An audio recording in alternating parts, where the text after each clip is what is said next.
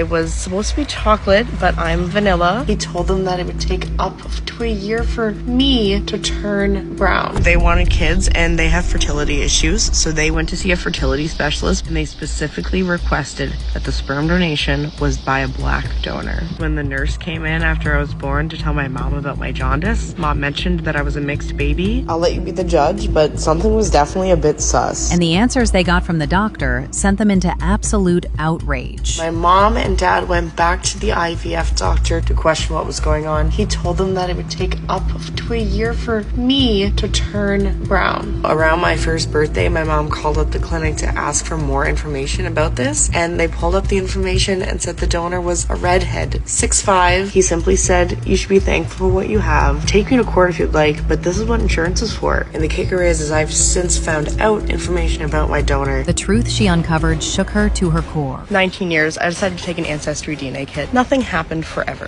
Fast forward another 6 years, I get a DM on Instagram, which leads to 12 half siblings. Not only did I get 12 half siblings, but the donor's daughter was the one who reached out to me, so I got that information too. It took me a few months to reach out, but when I did, what we discovered was insane. When I shared with Kelsey that my whole situation was a mix-up, she said I wasn't the only one. Now within this group of 12, there's 3 smaller groups. There's the donor's children, who he's conceived through marriage. They grew up in Alberta. Then there is a group from Alberta who were conceived via IVF from his donation in Alberta, which he was promised would not happen. Then there's a group of us who were conceived in Toronto. And out of us Torontonian spermies, 3 of us were mixed up. And that was only the start of the secrets about to unravel. Kelsey and I immediately called each other and we spoke on the phone for probably 3 hours. Not only did she fill me in about the other mix-ups, but we also realized that we'd been in the same place at the same time before. But back to the mix-ups. I have a Portuguese brother who's currently living in Australia, and his parents traveled to Toronto to receive their IVF treatment. It's my understanding that they specifically requested a Portuguese donor, and they were told they got one.